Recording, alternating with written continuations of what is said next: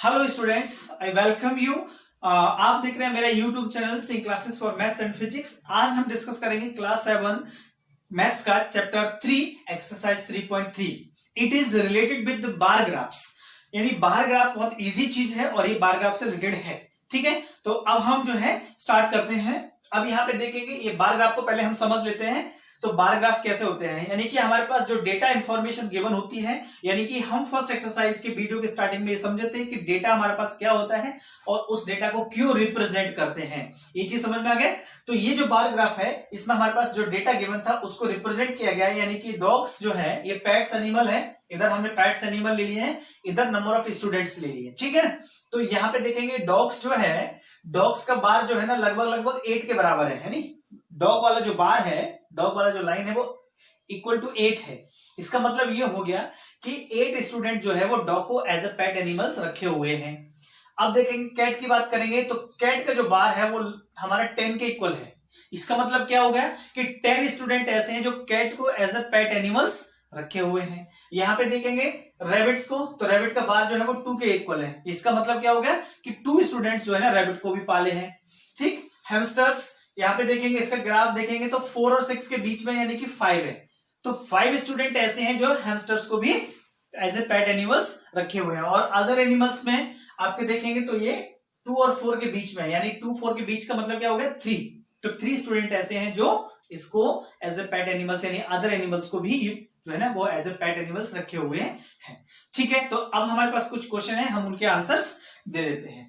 तो सबसे पहले क्वेश्चन क्या है हमारे पास, देखिए यहाँ पे use the bar graphs to answer the following questions. ये एक बार ग्राफ हमारे क्वेश्चन में गिवन है, हमारी टेक्स्ट बुक में गिवन है, आप आसानी से बना लेंगे। अब हमें क्या करना है, इन क्वेश्चंस के आंसर देना है। तो which is the most popular pet, most popular यानी सबसे पॉपुलर पेट क्या है। तो पॉपुलर पेट किसको कहेंगे, जिस सबसे ज्यादा जिस लोग स्टूडेंट उसको एज ए पेट यानी कि अपने घर में पाल के रखे हैं उसी को तो मोस्ट पॉपुलर कहेंगे, है ना। तो आप बार से देखेंगे सबसे बड़ा बार किसका है, सबसे जो बड़ा बार होगा वही मोस्ट पॉपुलर पेट हो जाएगा। तो किसका है, आपको कैट दिख रहा है, तो कैट क्या हो गया मोस्ट पॉपुलर पेट हमारे पास। तो which is the most popular pet, क्या हो गया कैट।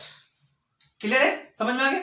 फिर सेकंड क्वेश्चन क्या है, how many students have dog as a pet, यानी कि कितने स्टूडेंट जो है डॉग को एज ए पेट है रखे हुए हैं। तो यानी कि डॉग को कितने स्टूडेंटों ने पाला कर रखा है, समझ में आ गया।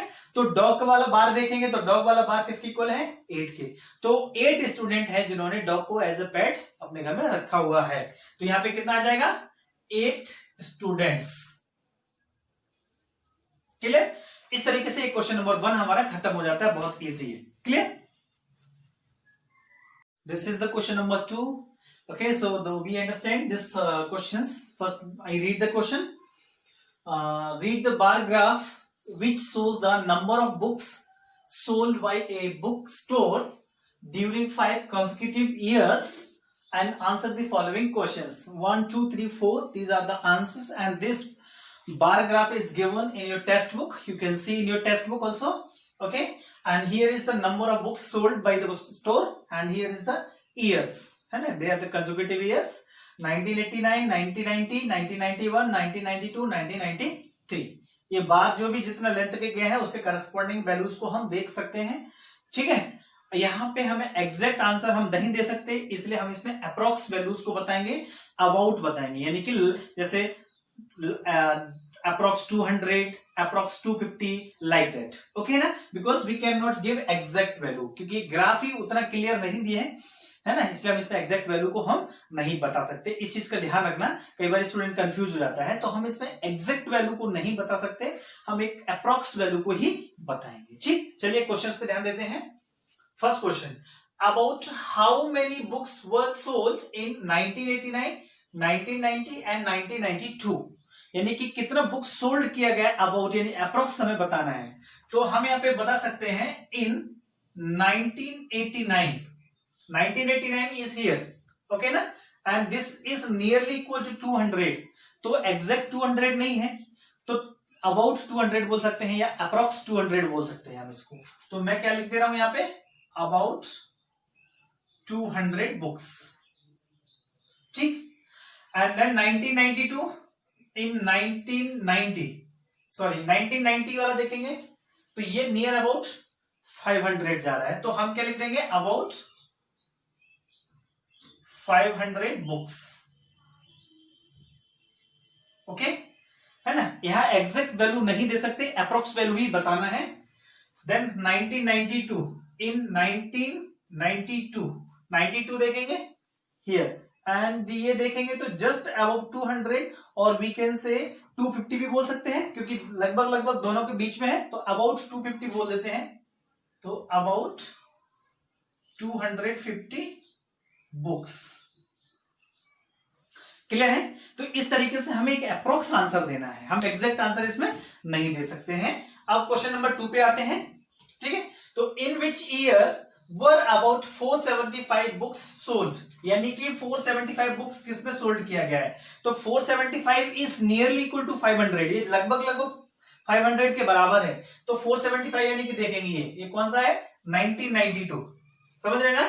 तो यहां पे क्या हो जाएगा, फर्स्ट का आंसर हो जाएगा, है ना, 475 बुक्स सोल्ड इन 1992। ठीक है, 1990, I am very sorry, 90 not 92, is this 90, I am very sorry. Okay, फिर बोल रहे हैं अबाउट 225 बुक्स सोल्ड, 225 का मतलब 200 के ऊपर, तो 200 के ऊपर तो एक ही है, ये कौन सा है, 92 वाला, तो यहां पे लिख देते हैं, है ना, अबाउट 225 बुक्स सोल्ड इन 1992, ये 92 आ जाएगा हमारे पास। ठीक है, तो इस तरीके से हो गया इसका आंसर। नेक्स्ट क्या है हमारा, in which year were fewer than 250 books sold, कौन सा ईयर है जिसमें 250 से कुछ कम बुक सोल्ड किए, तो कुछ कम तो अभी अपन देखे ही थे, है ना, 250 से जस्ट कम बोलने से कौन सा है, 1992, तो इसमें हो जाएगा इन 1992। ठीक है ना। Last question, can you explain how you book estimate, how would you estimate the number of books sold in 1989, हम बिल्कुल एस्टिमेट कर सकते हैं, 1989 में कितना है, अबाउट 200 है, तो सिंपली बता देते हैं अबाउट 200 बुक्स। ठीक, तो अबाउट 200 बुक्स, ये हमारे पास जो है 1989 में हमारी बुक्स जो है उस स्टोर से सोल्ड किया गया है। तो ये एक अप्रोक्स वैल्यूज है, इसका आपको आंसर एनसीईआरटी बुक में नहीं मिलेगा क्योंकि ये एक अप्रोक्स वैल्यू है, एग्जैक्ट आंसर नहीं मिलेगा। हाँ, हो सकता है अगर आप कहीं दूसरी बुक्स फाइंड आउट करो तो ये वैल्यूज अबाउट अप्रोक्स थोड़ा बहुत आगे पीछे हो सकते हैं, but we have to say that about figures. Okay, हमें सिर्फ इस क्वेश्चन में अबाउट वाले आंसर यानी कि एग्जैक्ट आंसर हम नहीं दे सकते थे। ठीक, okay, now we will discuss question number 3. So this is the question number 3. It's very easy questions. In this question we have to draw the graph. Okay, in previous two questions, bar graph, we have to draw the bar graph, and in the previous questions the bar graph is given in the questions and we have to give the answer of the following questions. Okay, but in this questions this data is given in the table form and we have to draw the bar graph. तो आप यहाँ पे ये अच्छे से समझ सकते हैं कि बार ग्राफ कैसे ड्रॉ करना है, ये भी आप यहाँ पे देख लेंगे और आसानी से ड्रॉ हो जाता है। बार ग्राफ कैसा ड्रॉ होता है ये तो आपने देख लिया क्वेश्चन नंबर 1 और क्वेश्चन नंबर 2 में, सिंपल से ऐसे वर्टिकल बार बना देते हैं, जितना वैल्यू होता है उसके अनुसार हम अपने उसके बार का हाइट बना देते हैं, सिंपल है, कुछ भी नहीं, बहुत ईजी है। तो क्या है क्वेश्चन में देखते हैं, number of children in 6 different classes are given below, represent the data on a bar graph, यानी कि ये जो डेटा रिप्रेजेंट है इसको हमें बार ग्राफ में रिप्रेजेंट करना है। तो सबसे पहले बार ग्राफ ही बनाएंगे, है ना। तो यहाँ पे class 5th 6th 7th 8th 9th 10th, ये है 135 120 95 100 90 and 80, this is the number of children. तो बार कैसे बनाते हैं पता है कि एक हमें ऐसे वर्टिकल लाइन लेना है और एक हॉरिजॉन्टल लाइन लेना है। तो हम सिंपल सी यहाँ पे एक वर्टिकल लाइन लेंगे, एक वर्टिकल लाइन ले लिए और एक हॉरिजॉन्टल लाइन लेंगे, ये हमारे पास हॉरिजॉन्टल लाइन होगी और वर्टिकल लाइन। हमेशा हॉरिजॉन्टल लाइन में हम क्या लेंगे, ये क्लास, है ना, तो इधर हम क्या ले लेंगे, क्लास ले लेंगे। ठीक है, क्लास कौन सा है, 5th क्लास है ना, तो 5th को यहां पे अपन तरीके से लिख देते हैं, है ना, थोड़ा सा नीचे करके, ठीक है, या सिंपल सा भी हम लिख सकते हैं, ध्यान देना इस तरीके। This is 5th class, okay, this is 6th class, 7th class, 8th class, 9th class and 10th class. इस तरीके से भी लिख सकते हैं। और ये जो वर्ड में दिया है ना, आप वर्ड में भी लिख सकते हो, 5th 6th 7th 8th 9th 10th word में भी लिख सकते हैं, कोई भी प्रॉब्लम नहीं है। अब हमें यहां पे ध्यान देना है कि ये देखो वैल्यू कितना ऊंचा जाएगा हमारा, 135 120 यानी 100 के ऊपर जाएगा। अगर हम यहाँ पे लिखें कि जैसे 1 2 3 4 5 6 7 8 9, तो 100 इतना लाइन ऊंचा हम नहीं बना सकते ना, 1 2 3 लिखेंगे। तो यहाँ पे हमें क्या करना पड़ेगा कि जो डिवीजन है उन डिवीजन को हमें एक पर्टिकुलर इंटरवल के हिसाब से लेना पड़ेगा, यानी 5 की टेबल में या 10 की टेबल में, तभी हमारे पास यहाँ पे रिप्रेजेंट हो पाएगा। समझ गए? तो हम इसमें पहले डिवाइड कर लेते हैं इसको।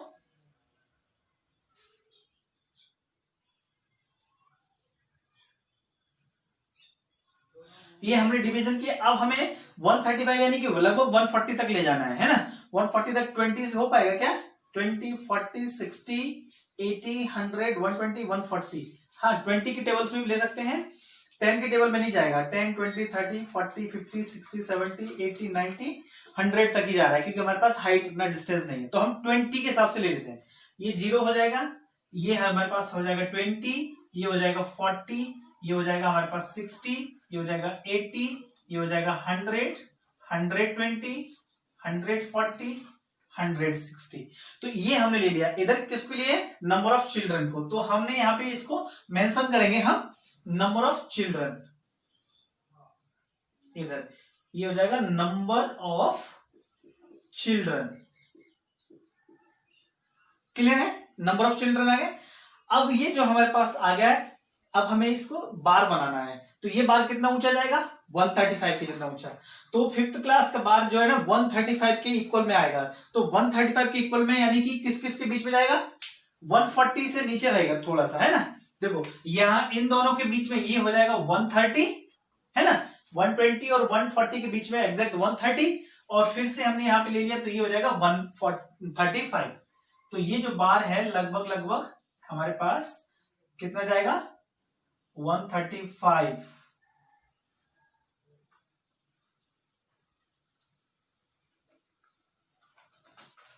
ये हो गया 135 के इक्वल, ठीक। और इसमें वैल्यू आप चाहो तो लिख भी सकते हो, 135 है ना, 135। ये कितना ऊंचा गया है? 135 के बराबर। सेकंड कौन सा है? 6th class, 120। 120 तो है ही हमारे पास एग्जैक्ट, तो कोई प्रॉब्लम नहीं होगी, है ना। तो ये 120 के बराबर हमारा ग्राफ आ जाएगा।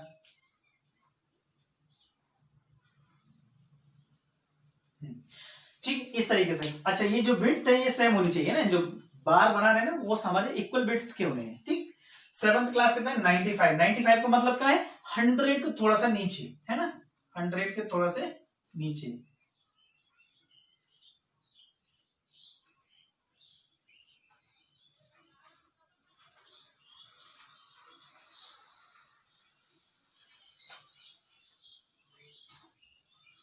ये हो गया हमारे पास 7th क्लास। 8th क्लास का कितना है? एग्जैक्ट 100 है, तो एग्जैक्ट 100 थोड़ा सा बड़ा हो जाएगा इससे,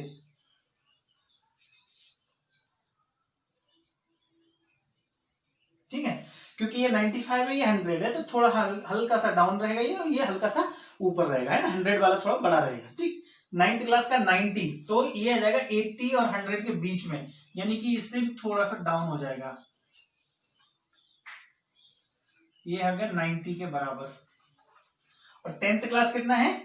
80, तो 80 यानी कि लगभग लगभग इससे भी डाउन रहेगा, ठीक। ये हमारे पास आ गए बार बन गए, है ना। आप चाहो तो ये डॉट डॉट करके भी रिप्रेजेंट कर सकते हो। आपको अगर ये अच्छे से बनाना है तो आप जो है ना इसके लिए ग्राफ पेपर का यूटिलाइज कीजिए, ग्राफ पेपर में आपका बहुत अच्छा बन जाएगा, ठीक। और अगर ग्राफ पेपर नहीं है तो आप सिंपल प्लेन पेपर पे भी बना सकते हैं, लेकिन ये इक्वल डिवीजन लेना है, ठीक है। यहाँ पे तो ये 135 है, ये कितना है? 120, और ये कितना है? 95, ये 100, ये है 90, और ये है 80। ये हमारे डिफरेंट जो है ना बार बन गए क्लास के अलग अलग। ठीक, तो ये तो हमारे पास हो गया कि represent the data in bar graph. ये हमारा बार ग्राफ कंप्लीट हो गया है। ठीक, तो अब ये जो हमने इधर ये जो नंबर ऑफ चिल्ड्रन लिया है, इस एक्सेस के ऊपर जो वैल्यूज लेते हैं 20 30 के गैप में, किस गैप से ले रहे हैं उसी को हम स्केल बोलते हैं। तो ये हमारे आगे इसमें डाउट क्वेश्चन भी है कि how would you choose a scale, आपने स्केल कैसे लिया। तो हमारा यहाँ 1 डिवीजन कितने वैल्यू के बराबर है, 20 वैल्यू के बराबर। तो यहां पे हमारे पास स्केल हो जाएगा 1 division is equal to 20 children. ठीक, एक डिवीजन कितने को इक्वल बराबर है, 20 चिल्ड्रन। तो ये हमारा स्केल हो गया है ना। इसमें स्टूडेंट कंफ्यूज हो जाता है, उसको पता नहीं रहता तो कहीं लिख देता है कि क्या बोलते हैं स्टील आयरन स्केल लिया है, कोई बोलता है प्लास्टिक स्केल लिया है। तो ये सब रॉन्ग आंसर है। स्केल का मतलब होता है कि आप यहाँ पे इस एक्सेस के ऊपर एक डिवीजन को कितने वैल्यू के बराबर आप ले रहे हैं, वही आपका स्केल होता है। कभी कभी हम 2 की टेबल में लेते हैं, कभी 5 की टेबल में ले लेते हैं, कभी 1 की टेबल में ले लेते हैं। तो वही हमारा स्केल है, यानी कि 1 division is equal to how many students और हाउ मेनी वैल्यूज। अंडरस्टूड। अब सेकंड क्वेश्चन ध्यान देंगे, which class has the maximum number of children. सबसे ज्यादा किसमें है, 5th क्लास, एंड मिनिमम सबसे कम किसमें है, 10th क्लास। तो क्या यहाँ पे लिख देंगे, है ना, यहाँ पे हो जाएगा 5th class has maximum student और 10th class has minimum student. Okay, है ना। ये हमारा मैक्सिमम और मिनिमम लिखा हुआ है तो आप कंफ्यूज नहीं होंगे, है ना। 5th class has maximum students, 10th class has minimum students. तो हमें क्लास के नाम, सिंपली आप क्लास के नाम भी लिख दोगे तो भी चलेगा, यानी क्लास 5th क्लास 10th ऐसे भी चल जाता है, कोई प्रॉब्लम नहीं, क्योंकि क्वेश्चन जिस हिसाब से पूछा गया आंसर उस हिसाब से भी दे सकते हैं, कोई दिक्कत नहीं है। ठीक है, फिर बोल रहे हैं find the ratio of student of class 6 to the class 8, यानी क्लास 6 और क्लास 8 स्टूडेंट का रेशियो लेना है हमें। तो यहां पे रेशियो हो जाएगा हमारा, क्लास 6 के स्टूडेंट कितने हैं, क्लास 6 में देखेंगे तो आप 120 और क्लास 8 में देखेंगे तो 100। अभी हमको कैंसिल करना है तो 5 की टेबल में जाता है, 5 2 ज़ा 20 यानी कि 20 टाइम्स चला जाएगा, और यहाँ 5 2 ज़ा 10 और 20 यानी कि ये पास 2 बचेगा 20, 5 4 ज़ा 20। फिर से 2 की टेबल में जाएगा तो 2 10 ज़ा और यहाँ 12, अगेन 2 की टेबल में 5 और ये 6, तो कितना आ गया 6/5, दैट इज 6:5। ये रेशियो हमारे पास आ गया क्लास 6 और क्लास 8 के स्टूडेंट्स का। तो इस तरीके से ये 3 क्वेश्चंस हम इस वीडियो में कवर करेंगे, और नेक्स्ट क्वेश्चन जो है हमारे नेक्स्ट वीडियो में आएंगे। आप हमारे नेक्स्ट वीडियो का वेट कीजिए, और आपको अगर हमारे क्वेश्चंस पसंद आए, अगर हमारे टेक्निक्स पसंद आई है, तो आप हमारे चैनल को सब्सक्राइब कर सकते हैं। Thank you very much.